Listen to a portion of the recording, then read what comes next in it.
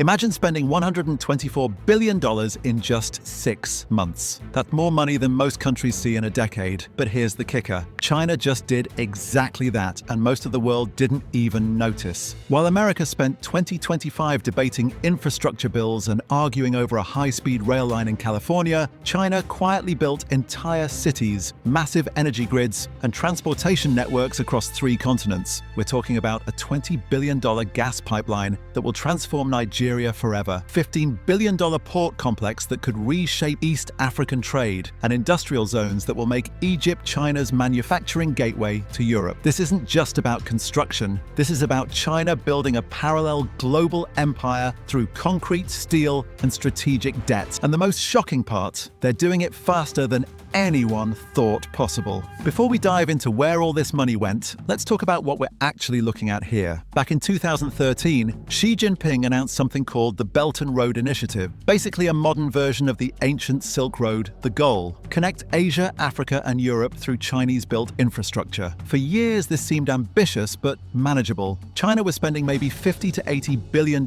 annually across dozens of countries. Significant money, sure, but spread out over time and geography. But 2025 changed everything. In the first half of 2025, Chinese overseas Belt and Road projects reached about $124 billion in contracts and investments, slightly more than the entire BRI engagement of 2024, compressed into just 6 months. To put this in perspective, that's roughly equal to Ecuador's entire GDP, though well below larger economies like Ukraine or Morocco. Think about that for a moment. While the United States proposed a $77 billion high-speed rail project in California, which, by the way, started in 2008 and still isn't finished, China deployed nearly double that amount across 50 countries in 180 days. This acceleration isn't random. It's strategic. China is racing to lock in partnerships, secure critical resources, and build economic dependencies before the global political landscape shifts even further. They're not just building infrastructure, they're building influence, one port, pipeline, and railway at a time. So where did all this money actually go? Here's what's absolutely mind-blowing about China's 2025 spending spree. 67% of that $124 billion went to Africa. That's $83 billion flowing into a single continent in 6 months. We're talking about 293 kilometers of new railways, 15 major port expansions, 12 gigawatts of renewable energy capacity, and industrial zones that will employ over 2 million people when complete. This is the most aggressive infrastructure deployment in human history. And it's not random. Every dollar serves multiple strategic purposes. Let's break down what's actually happening in Africa, because this is where China's strategy gets really sophisticated. The $20 billion Nigeria project isn't just a gas pipeline. It's a complete energy revolution. The Ajaokuta-Kaduna-Kano pipeline stretches 614 kilometers across northern Nigeria, connecting gas fields to power plants that will generate 3,800 megawatts of electricity. For context, that's enough power to eliminate Nigeria's chronic blackouts, a problem that's plagued Africa's largest economy for decades. But here's what nobody's talking about. This pipeline doesn't just supply electricity, it creates permanent economic dependence. Nigeria will rely on Chinese technology, Chinese maintenance,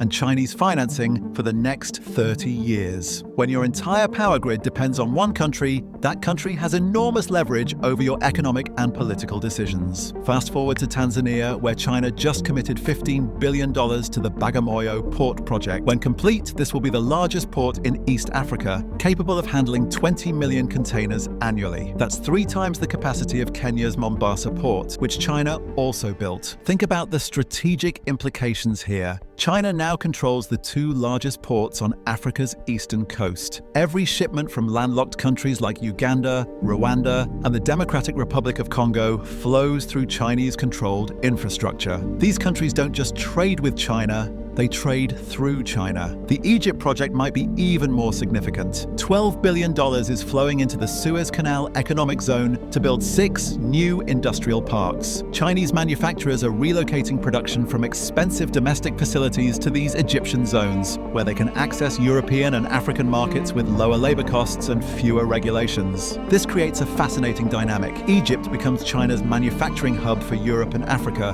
while China maintains control over production and supply chains. chains. European companies buying Egyptian products are actually buying Chinese products manufactured in Egypt with Chinese technology and Chinese management. Ethiopia received $10 billion for railway upgrades and industrial parks, making it China's anchor state in the Horn of Africa. Morocco and Algeria got $8 billion for renewable energy projects that will eventually supply solar power to Europe through undersea cables. The pattern is clear. China isn't just investing in African infrastructure. They're creating an integrated economic system where African resources flow to China, Chinese goods flow to global markets through African ports, and African countries become economically dependent on Chinese technology and financing. But here's what makes this even more sophisticated. These aren't just bilateral deals. China is connecting these projects into a continental network. The Tanzanian port connects to Ethiopian railways. The Nigerian pipeline links to Moroccan renewable energy grids. The Egyptian industrial zones coordinate with Sudanese agricultural projects. China is building Africa's economic integration, with China at the center. By 2030, if these projects complete as planned, China will have more influence over African trade flows than any Western power has had since the colonial era. The difference? This influence comes through economic partnership rather than political control. And the African response? Many leaders argue this is exactly what they've been asking Western powers to provide for decades: infrastructure investment that creates jobs, generates electricity, and connects their countries to global markets. Now let's talk about Central Asia, because this is where China's resource security strategy becomes crystal clear. Kazakhstan just received $12 billion for what will become the world's largest aluminum smelting facility. This isn't just about aluminum production. This is about controlling the entire electric vehicle supply chain. Aluminum is critical for EV manufacturing, and China is securing a 30-year supply agreement that will produce 2 million tons annually. Here's what's brilliant about this strategy. China dominates global EV production, but they've been dependent on Western suppliers for critical materials. By building this facility in Kazakhstan, they eliminate that dependency while creating jobs and economic growth in a strategically important neighbor. The facility will be powered entirely by renewable energy, wind and solar installations that China is also financing. So China secures aluminum supply, demonstrates green technology, creates economic partnership, and reduces Kazakhstan's dependence on Russian energy markets. 4 strategic wins from one project. Uzbekistan received $8 billion for the Tashkent-Samarkand high-speed railway, 4 special economic zones. This transforms Uzbekistan into Central Asia's manufacturing hub, producing textiles and automotive components for Chinese companies, serving European and Middle Eastern markets. But here's where it gets really interesting. The railway connects to China's existing high-speed network, creating a direct land route from Chinese factories to European markets that bypasses Russian territory entirely. Given current geopolitical tensions, this alternative route becomes incredibly valuable. Turkmenistan got $5 billion to extend the Central Asia-China gas pipeline, increasing capacity by 30 billion cubic meters annually. This secures China's energy imports while reducing their dependence on Russian gas, a critical strategic consideration given global political dynamics. The genius of China's Central Asian strategy is geographic. These countries sit between China and Europe, between China and the Middle East, and between Russia and South Asia. By building infrastructure networks centered on Chinese connectivity, China positions itself as the hub for all regional trade. Think about this from a 50-year perspective. Central Asian countries will export resources to China, import manufactured goods from China, and transit trade through Chinese-built infrastructure. Their economies become integrated with China's economy in ways that would be extremely difficult and expensive to reverse. And unlike Africa, where China faces competition from European and American influence, Central Asia has been largely ignored by Western powers. Since the Soviet collapse, China is filling a vacuum, not competing for influence. The Middle East and Southeast Asia investments might seem smaller, $10 billion and $4 billion respectively, but they're strategically crucial for completing China's global network. Saudi Arabia received $6 billion for solar projects that will generate 4 gigawatts of renewable energy capacity. This isn't just about clean energy, this is about China dominating Saudi Arabia's economic diversification away from oil dependency. Saudi Vision 2030 aims to reduce oil dependence and build a modern economy. China is positioning itself as the primary technology partner for this transformation. Chinese solar panels, Chinese energy storage systems, Chinese grid management technology. When Saudi Arabia transitions to renewable energy, it will be Chinese renewable energy. The strategic implications are enormous. Saudi Arabia has been America's key Middle Eastern ally for 80 years, primarily because of oil trade and security cooperation. If Saudi Arabia's future economy runs on Chinese technology and Chinese partnerships, that relationship fundamentally changes. Iraq's Grand 4 port received $4 billion for expansion that will make it the largest port in the Persian Gulf. This port connects to China's Belt and Road land routes through Iran and Central Asia, creating an alternative to maritime shipping through the Strait of Hormuz. Think about that for a moment. If tensions ever close the Strait of Hormuz, one of the world's most critical shipping choke points, China will have alternative routes through Iraq, Iran, and Central Asia to move goods between Asia and Europe. Latin America received the smallest allocation, just $2 billion, but it's strategically targeted. Argentina's lithium processing facilities get $1.2 billion, securing battery supply chains for Chinese EV production. Brazil's port upgrades receive $800 million to handle increased Chinese soybean imports. Each investment serves multiple strategic purposes while requiring relatively modest financial commitments compared to the massive African and Central Asian projects. Here's where this story gets really uncomfortable for American viewers. While China spent $124 billion in 6 months building infrastructure across 50 countries, America spent the same period debating whether to repair a single bridge in Ohio. Let's be brutally honest about the numbers. China's Belt and Road Initiative has now invested about $1.308 trillion in global infrastructure since 2013, the United States proposed the Build Back Better World initiative in 2021, promising $600 billion over 5 years. 4 years later, less than $50 billion has actually been deployed. China builds 40,000 kilometers of high-speed rail between 2008 and 2025. America builds 0 kilometers of high-speed rail in the same period. California's high-speed rail project, started in 2008 with a $33 billion budget, is now projected to cost $128 billion and won't be completed until 2033, if ever. But here's what nobody wants to admit. China's system is simply more efficient at building infrastructure. When the Chinese government decides to build something, construction starts within months. Environmental reviews, public consultations, and political debates happen quickly or not at all. American infrastructure projects require years of environmental impact studies, public hearings, political negotiations, and legal challenges. The democratic process ensures public input and environmental protection, but it also ensures delays, cost overruns, and sometimes project cancellation. China's approach has obvious problems. Limited public input means communities can't oppose projects that harm them. Minimal environmental review leads to ecological damage. Authoritarian decision-making creates projects that serve political goals rather than economic needs. But, and this is the uncomfortable truth, China's approach also gets things built. Nigerian communities now have electricity because China built a gas pipeline in 3 years that democratic processes might have delayed for a decade. The speed difference is staggering. China completes major infrastructure projects in 2 to 5 years.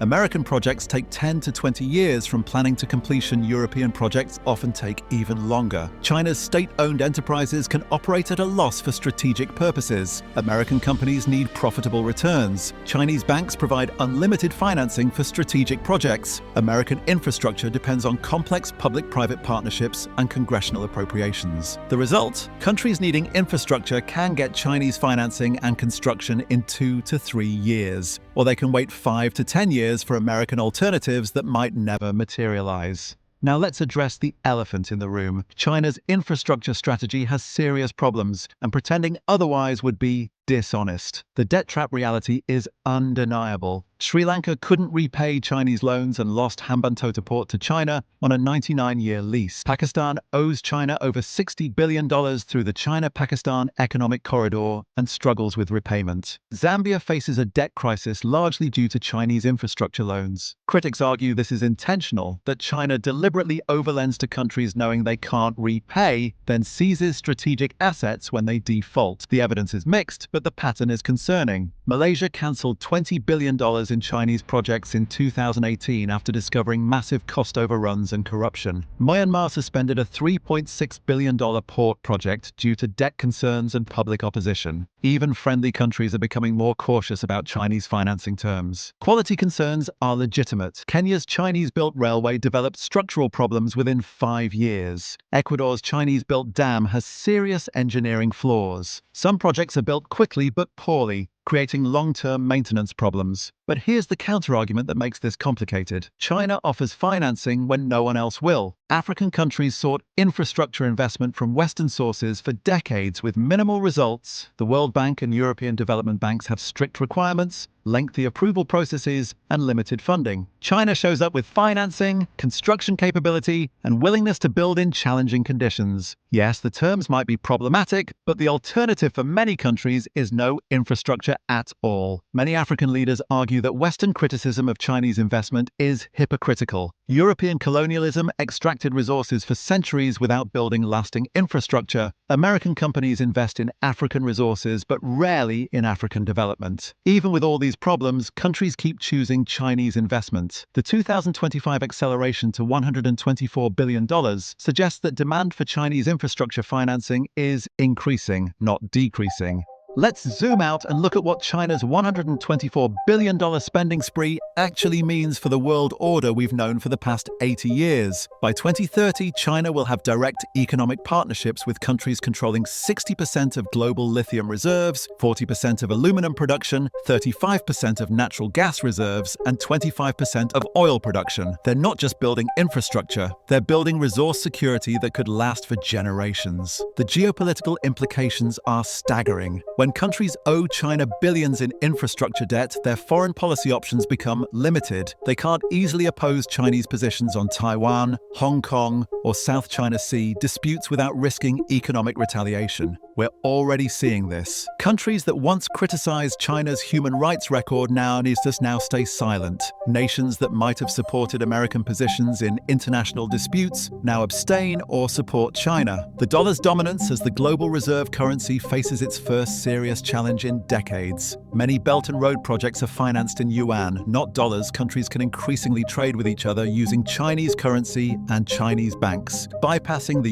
US-dominated financial system. This creates an alternative to American economic hegemony. For 75 years, countries needed access to US markets and US financial systems to participate in global trade. China is building parallel systems that reduce this dependence. The military implications are equally significant. Ports can become naval bases. China's Djibouti facility already serves this dual purpose. Railways can move troops as easily as goods. Economic leverage translates into political leverage, which can become military leverage. Europe faces an impossible choice. They need Chinese investment and Chinese markets for economic growth, but they fear Chinese influence and Chinese competition. Italy joined the Belt and Road Initiative in 2019, then reconsidered under American pressure. Germany depends on Chinese trade, but worries about Chinese technology dominance. The developing world increasingly sees China as a more reliable partner than the West. China builds, the West lectures has become a common sentiment in Africa and Asia. Decades of Western aid produced limited infrastructure development, while Chinese investment delivers tangible results. We're witnessing the emergence of a multipolar world order.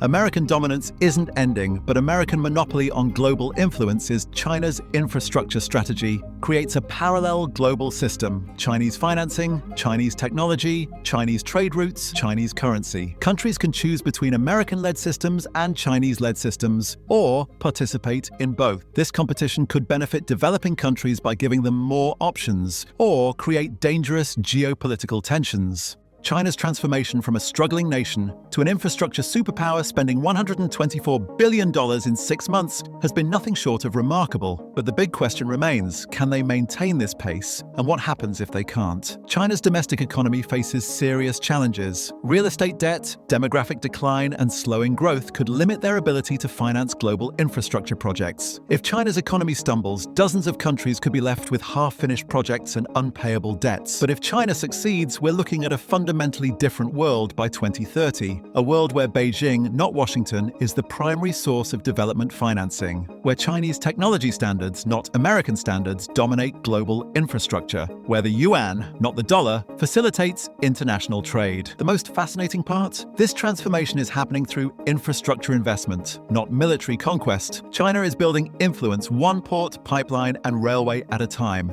It's soft power backed by hard cash and concrete results. So here's my question for you. Is China's $124 billion infrastructure spending spree a brilliant long-term strategy that will reshape global power dynamics, or is it an unsustainable debt trap that will eventually collapse under its own weight? And more importantly, why can't America compete? Is it because democratic systems are inherently slower than authoritarian systems? Or because America has chosen to prioritize domestic concerns over global influence? Think about this. China spent $124 billion on global infrastructure in 6 months. America spent 17 years debating a single high-speed rail line in California. Which approach do you think wins in the long run? Drop your thoughts in the comments below. If you found this analysis eye-opening, smash that subscribe button. Next week, I'm covering Saudi Arabia's $500 billion NEOM project and whether it will actually work. Because while we're debating these changes, China is building the future.